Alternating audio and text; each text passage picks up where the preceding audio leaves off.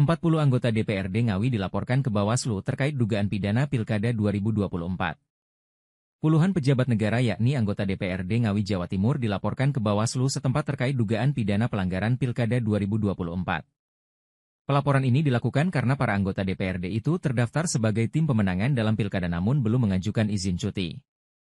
Lembaga Bantuan Hukum atau LBH Parade Keadilan melakukan pelaporan dugaan tindak pidana pemilu kada yang dilakukan oleh puluhan pejabat daerah ke Bawaslu Kabupaten Ngawi, Jawa Timur. Pihak pelapor Sumadi menjelaskan, pejabat daerah yang menjadi tim pemenangan sekaligus sebagai juru kampanye terdiri dari para anggota DPRD setempat.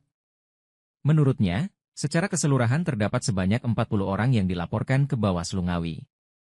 Dugaan pelanggaran yang dilakukan yakni para anggota DPRD tersebut hingga kini belum mengajukan cuti ketika sudah didaftarkan sebagai tim pemenangan.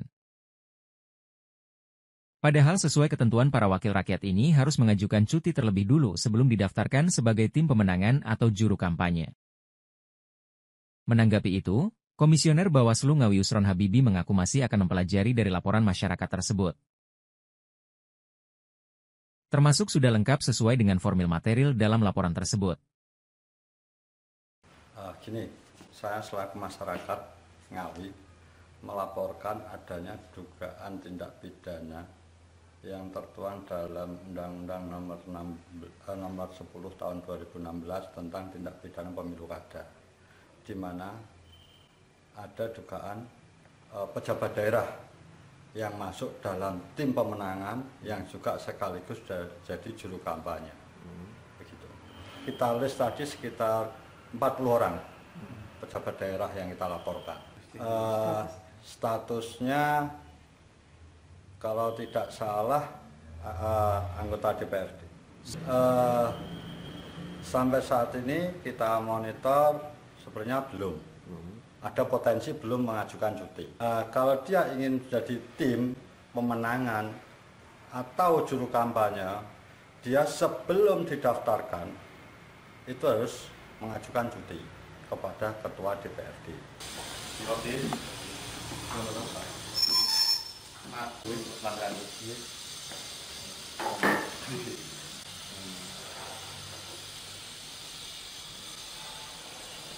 Ya, tadi memang ada salah satu warga masyarakat yang melaporkan di Bawaslu terkait dengan dugaan sesuai dengan pasal 70 terkait dengan pejabat negara dan pejabat daerah seperti itu yang tidak melaksanakan cuti dan masuk dalam tim kampanye. Nah, ini sesuai dengan Perbawaslu 8 tahun 2020 nanti akan kita cek. Yang pertama ini kelengkapan dokumennya, yang kemudian yang kedua nanti akan kita cek juga kajian awal terkait dengan formil material.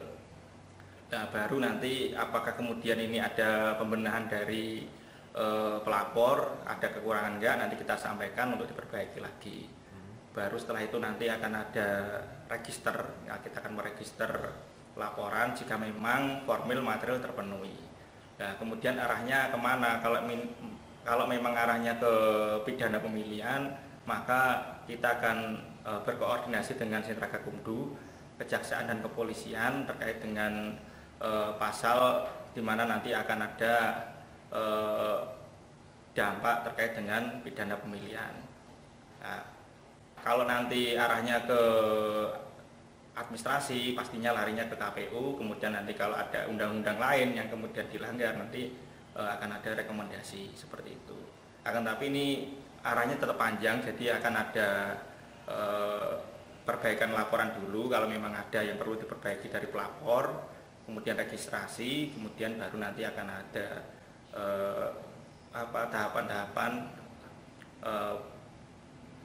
mengundang pelapor dan beberapa pihak yang mungkin akan dijadikan bahan. Jika telah terpenuhi maka akan dilakukan register terhadap laporan itu dan mengundang pelapor dan terlapor untuk dimintai keterangan. Seperti diketahui dalam Pilkada 2024 di Kabupaten Ngawi, hanya ada satu paslon dari incumbent.